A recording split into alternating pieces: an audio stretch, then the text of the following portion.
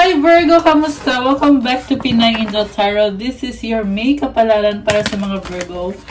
Sun, Moon, Rising, and Venus General Love Reading. Although baka may mensahe din sa career nyo. Oops, tumalon. Okay, tingnan natin. Depende kung anong cards ang lalabas. Actually, nung April, supposed to be may ilalabas akong Virgo, pero nagka-problema sa editing na kaligtaan. Kaya, pero di bali na guys, kasi ito na yung May reading nyo. Nag-travel kasi ako nitong nakaraang 2 weeks, kaya pag nasa travel ako, iba yung setup. So, i-ready ko lang yung cards nyo ha.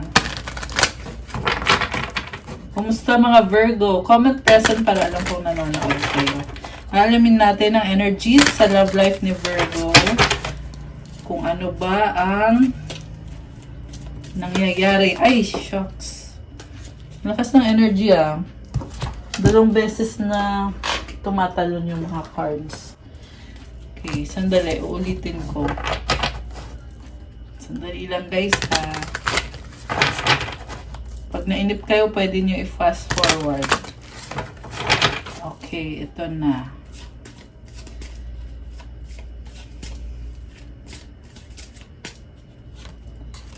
Okay, Virgo.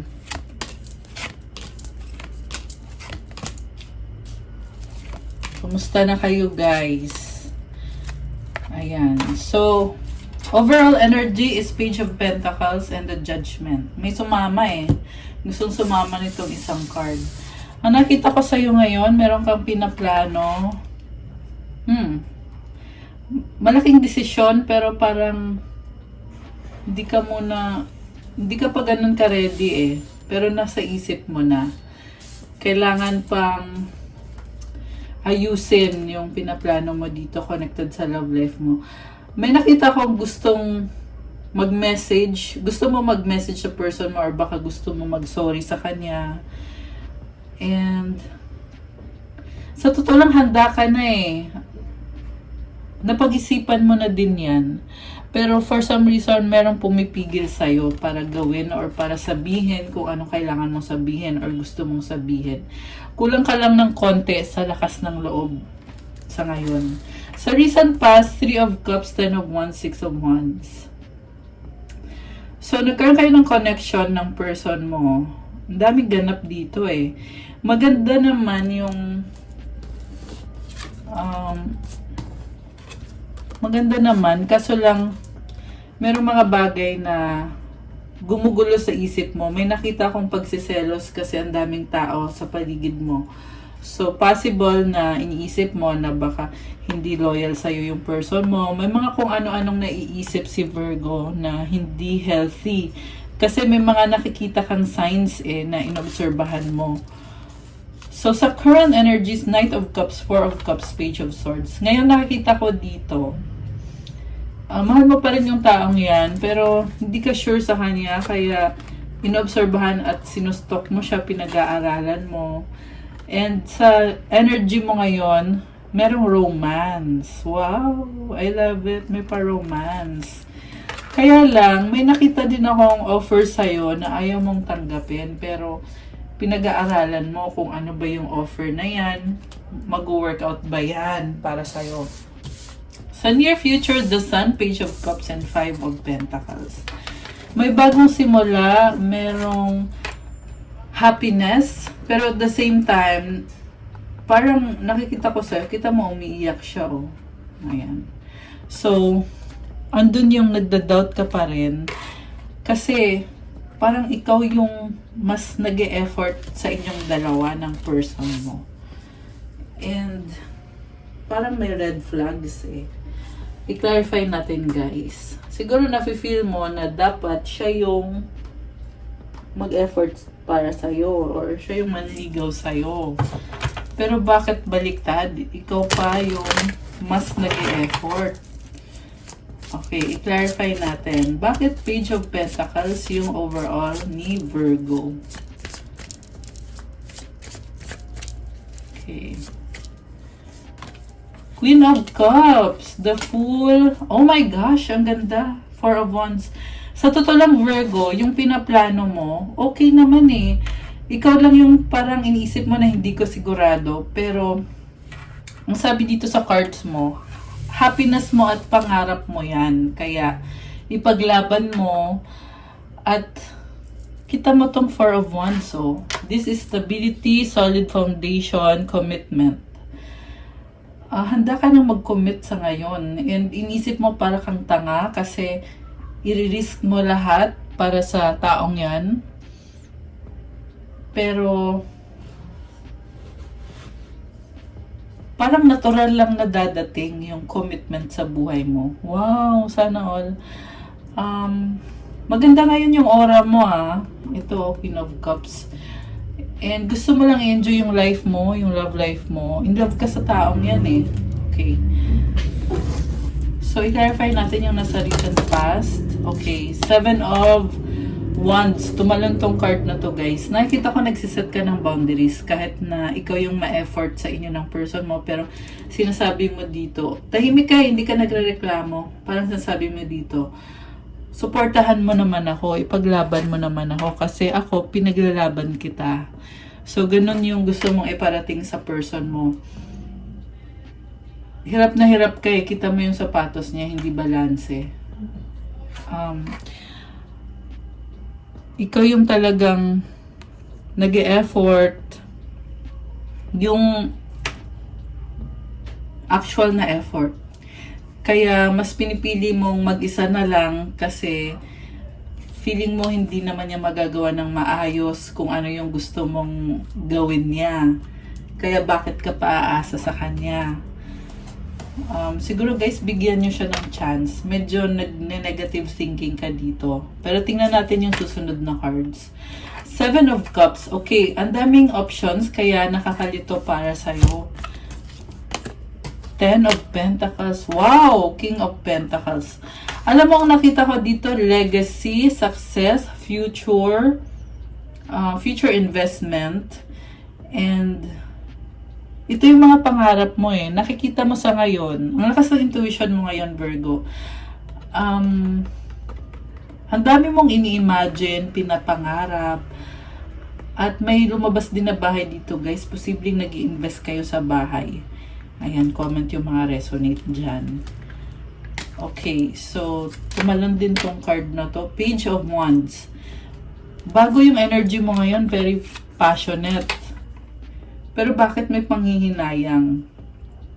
Five of Cups. Parang pakiramdam mo sa sarili mo, maliit ka, or parang feeling mo hindi mo kaya, nanghihinayang ka. Isa yun sa mga negative na naiisip ni Virgo. King of Wands and the Four of Swords. So ngayon nakakita ko dito, gagawan mo ng paraan. Tahimik ka. As usual, hindi ka nagrereklamo. Kaya ka naiinis na iniisip mo na bakit ba palaging ikaw yung nahihirapan, ikaw na lang lagi, wala man lang tumutulong sa'yo. Parang ganun yung naiisip mo eh. Okay, so pero tuloy ka pa rin kahit nakakapag-isip ka ng ganyan. Wow, guys. The World card, Nine of Swords, and the Knight of Cups. So, may ending, may bagong simula. Hindi maalis sa isip mo itong nangyari. Pero natuto ka din, may mga lessons learned. And the Knight of Cups, nakita ko, nag-adjust ka, mahal mo pa rin siya. Parang sinasabi dito ng cards na kahit na sobra ka nahihirapan, wala kang magagawa kasi gusto mo pa rin siyang maging parte ng buhay mo. Mahal mo talaga yung taong yan. So, 2 beses na lang mabas si Knight of Cups. Very romantic energy. Siguro, ang masasabi ko lang, tama naman yung ginagawa mo, Virgo. Wala namang masama kung mahal mo yung tao. Ikaw kasi medyo nag-iisip ka na ayaw mong ginagamit ka, inaabuso ka. Gusto mo, patas kayo. Ayan, kaya tuloy. Oh my gosh, King of Cups, Wheel of Fortune, the Devil. Wow, guys. Alam mo, nakita ko dito, magiging successful ka naman sa love life mo. Kaso hindi mo wala yung stress talaga. Nine of Wands at the bottom of the deck. And there is obsession and attachment. So, wow. Alam mo, magkakaroon ng pagbabago dito. Kasi itong Wheel of Fortune, umiikot yung gulong ng kapalaran. So, hindi mo mapipigilan yan. And, nagtitiis ka pa rin kasi mahal mo siya. Mas lumalakas ang loob mo ngayon. Lumalakas ang loob mo, nagbago ka, and then, andun yung feeling na attached ka na sa kanya, na pareho kayo, attracted kasi kayo sa isa't isa. So, gusto kong i-clarify yung feelings ng person ni Virgo. Ano ba ang feelings ng person mo? So, 9 of Swords, 6 of Cups, and the 3 of Wands. Hindi siya makagalaw at nagki-care naman siya sa'yo. Parang mahihain yung person mo, no? Pero overthinker yung nakikita ko dito. Baka may kadil kang air signs, Gemini, Libra, or Aquarius, water signs, Cancer, Pisces, Scorpio. Although kahit naman anong sign pwede dito. Sa bottom of the deck, 3 of Cups. May friendship kayo. Alam mo, may nakita kong past person. Baka yung person mo, meron ka deal na person na galing sa past. Posible yun. Kasi may mga past memories na lumalabas, parang binabalikan niya eh. Parang sasabi niya sa'yo, Virgo, alam mo ba nangyari ito nung dati, nung nakaraan? So, ewan ko kung bakit binibring up yung mga nangyari sa past. And, nababother siya. Posibleng third party. So, ayan. May third party. Okay. Alam mo yung person mo pasensyoso. Okay. Ace of Pentacles. So, possible na ikaw din to. Merong bagong simula nakikita ko eh, pero tahimik ka lang. Okay. Wow, 2 of Cups. So, lumabas dito, reconciliation, guys. Mag-offer ka ng reconciliation, talagang minamanifest mo. And sa nakita ko, makakayanan mo naman kung itutuloy mo yung reconciliation. Ibig sabihin, desisyon mo pa rin kung gusto mo magkaayos kayo ng taong yan. Hawak mo yung kasagutan. Kasi mukhang tanggap ka naman ng taong yan at alam mo yun. Pero tahimik ka yan dito kasi sa High Priestess. Again, nakita ko, dami mong effort na ginagawa at malakas ang intuition mo ngayon. So, use it as your guide kung ano sinasabi ng intuition mo na dapat mong gawin. Okay. So, tingnan natin ulit yung person ni Virgo. Okay. Nakafocus sa trabaho.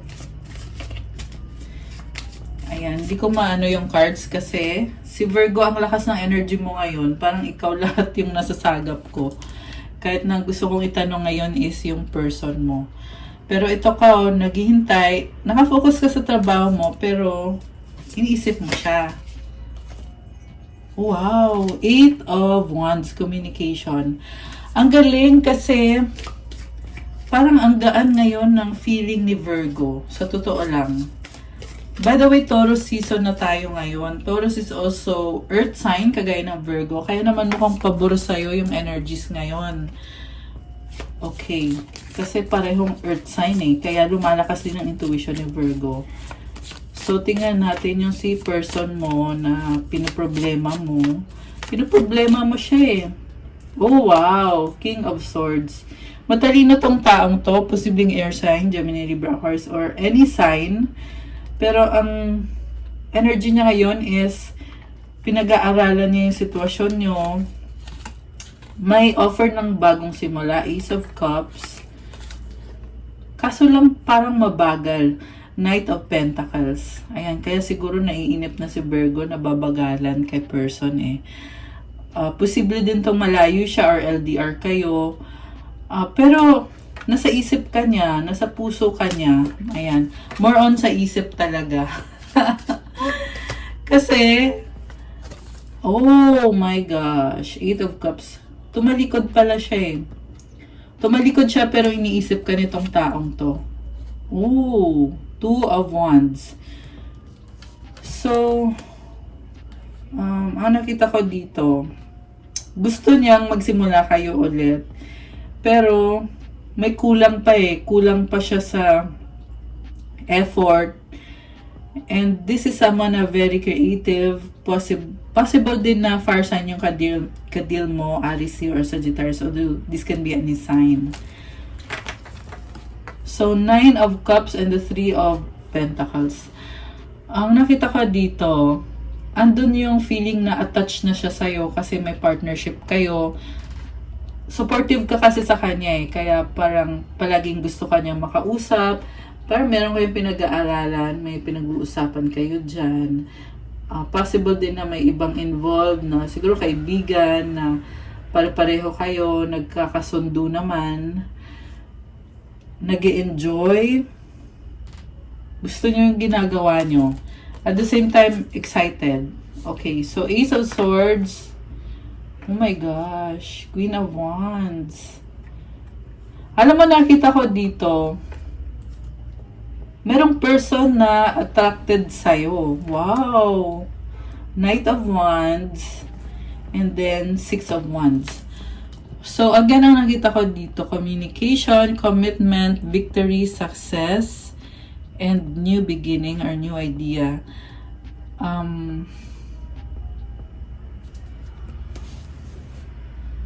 Meron siyang gustong sabihin sa'yo. Actually, ang daming ganap dito, guys.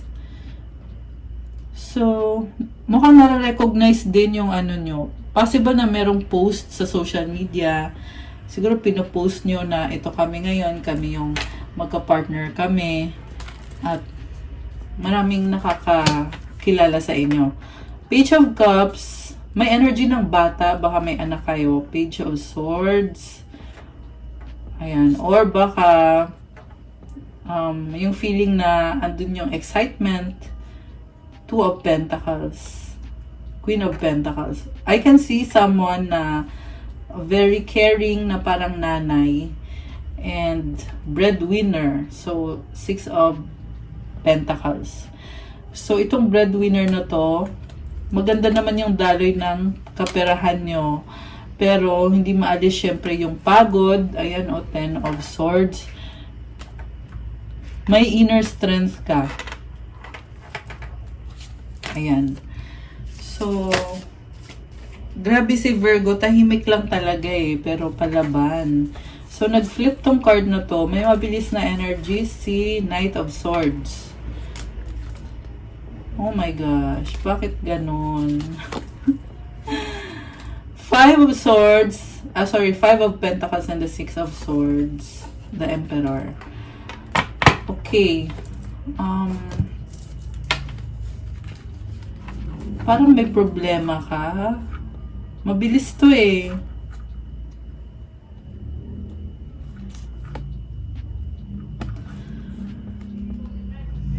Okay. Magagawa naman ng paraan kasi andito yung 6 of Swords. Parang very optimistic ng vibe mo na gagawa ng paraan kung financial man yan. Kasi Emperor yung andito sa dulo eh. Si Emperor kasi malakas ang loob and kahit gaano kalaki yung problema, ito try niyang isolve yun. Ayan. Okay. Oh my gosh. Sacrifice ang sabi dito. So, meron kang isa-sacrifice. Actually, bago lumabas yung card, nasa isip ko na eh. Tapos, pagbukas ko ng card, yan yung lumabas. The Hangman. Okay, anong outcome dito for Virgo? The Chariot. Wow! Alam mo, ang dami mong achievement ngayon.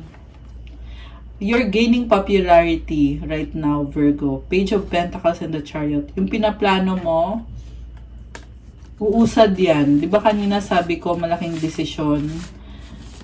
Ayan. Kasi kaya mo eh. Handa ka na. Dati pa naman, handa ka na. Pero, nag-iingat ka kasi, kaya hindi mo agad-agad ang ginagawa yung mga plano mo. Pero this time, nakikita ko walang makakapigil sa'yo. Andito yung Chariot. Ayan. Kasi calling mo yan eh. So, ipupursu mo yung connection na yan. Anong kahihinatnan? Wow, Tower! So, alam mo, may nakita kong confrontation talaga. Kanina lumabas din to eh. tatanggapin mo pa rin yung taong yan. Yan yung nakikita ko. At magsasacrifice ka para mag-workout kayo dahil mahal mo siya, soulmate mo siya. Oh my gosh! 10 of Cups. So, grabe yung kaba mo dito, Virgo. Ayan. So, yung kaba kasi, naaalis din naman yan eh. Sa simula lang yan eh. Judgment and the Justice. Wow, guys. Malaking desisyon. Possible to na connected sa legalities. Baka may mga documents kayo na matatanggap. Na mukhang okay naman. Pabor naman sa'yo. Legal documents. Oh my gosh. Bakit ang nakita ko dito? Parang ayaw mong tanggapin. Okay. So, siguro, yun. Pinaproblema mo. Ace of Wands and the Death card. Okay. Kasi, magdadala ng transformation. So, sabi ko nga sa simula lang siya mahirap.